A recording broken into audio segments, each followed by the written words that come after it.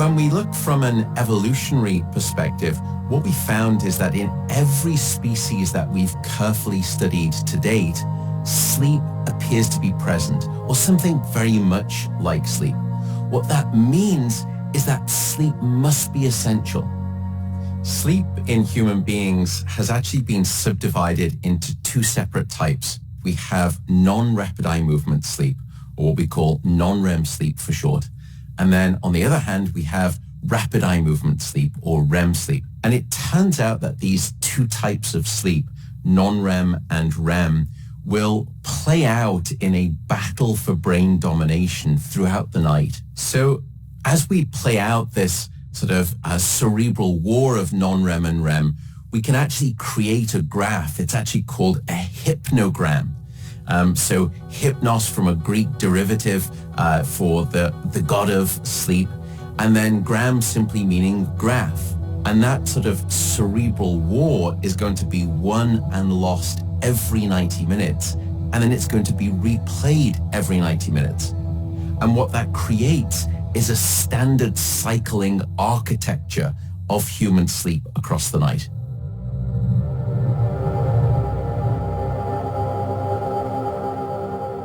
What actually happens as we go in and out of these different stages of sleep? Well, as we first start to fall asleep, when we go into those light stages of stages 1 and 2 of non-REM sleep, our respiration and our heart rate just start to slow down. Our body temperature will start to drop.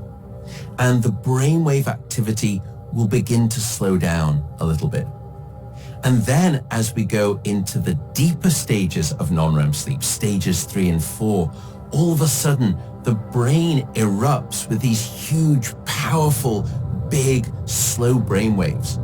In fact, in the brain during deep sleep, for reasons that we still don't quite understand yet, hundreds of thousands of brain cells in your cortex all of a sudden decide to fire together, and then they all go silent together. It's this incredible physiological ballet of coordination. We have these sleep spindles that burst like fireworks on top of those deep brain waves. And those are synchronous short bursts of much faster brainwave activity, somewhere between 10 to 15 cycles per second. And if you were to listen to the brain, the deep, slow brainwaves are so rhythmical, you could almost slow dance to them. Non-REM sleep serves a whole constellation of different nighttime benefits for your brain and also for your body. Upstairs in the brain, non-rapid eye movement sleep will actually help strengthen and consolidate the information that you've been learning during the day.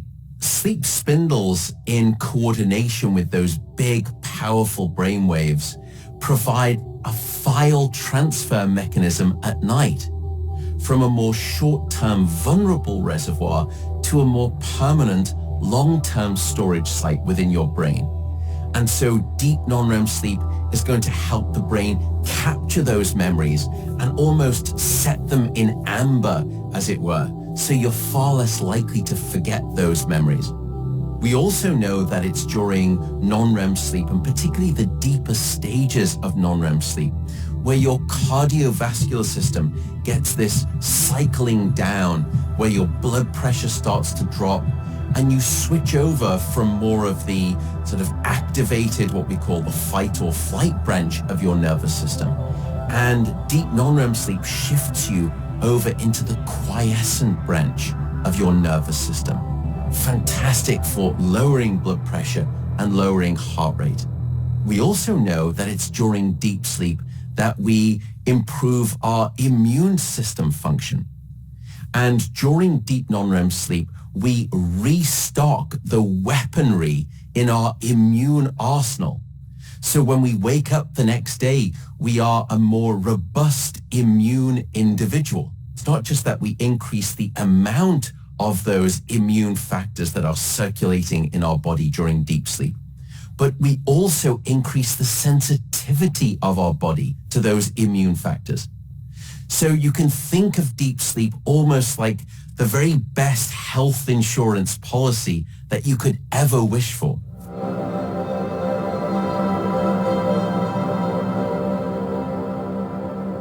REM sleep is dramatically different to non-REM sleep in many different ways. The first thing is that REM sleep is a remarkably active state. When we're measuring the brainwave activity during sleep at night, it's very fast and frenetic. Those brainwaves are going up and down many more times a second relative to deep non-REM sleep. In fact, there are some parts of your brain that are up to 30% more active when you're in dream sleep relative to when you're awake. And these are regions that control our emotions and our memories, regions that help our visual brain light up, regions that control our motor activity.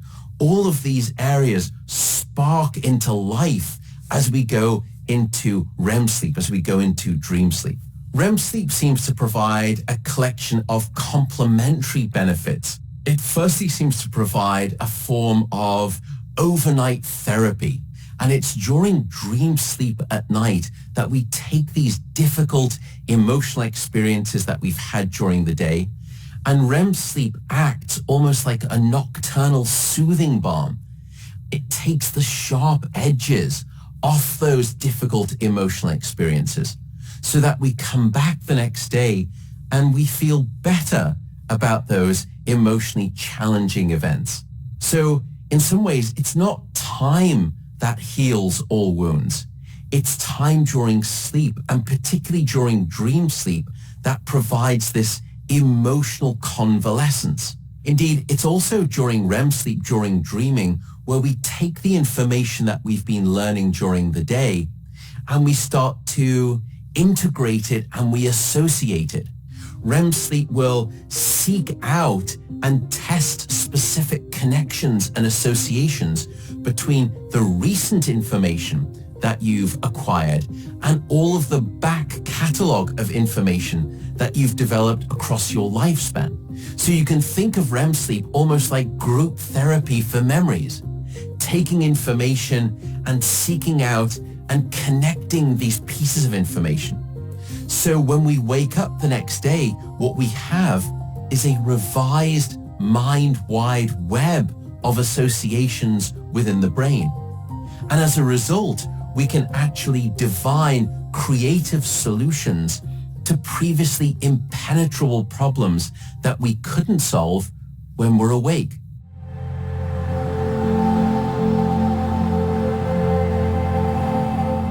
How much sleep do we actually need?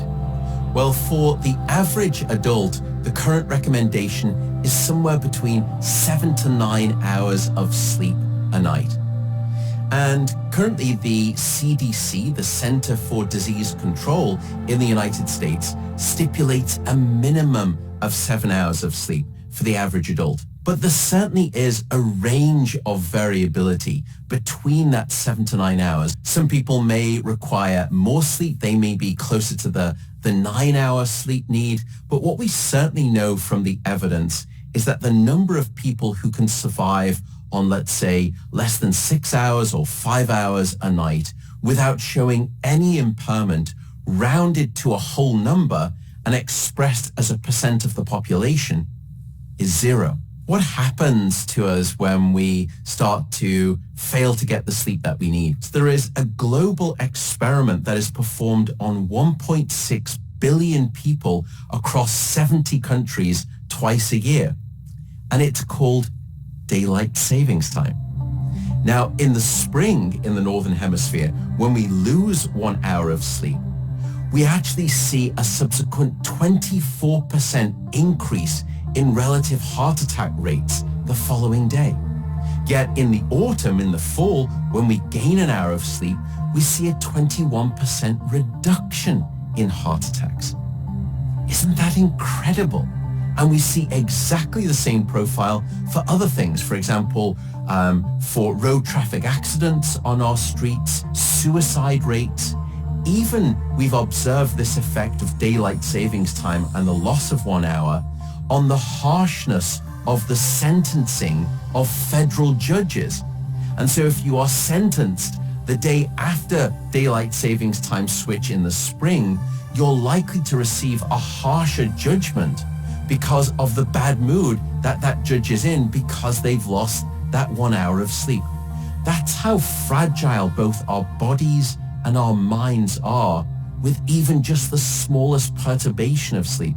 I think many of us think very little about losing just 1 hour.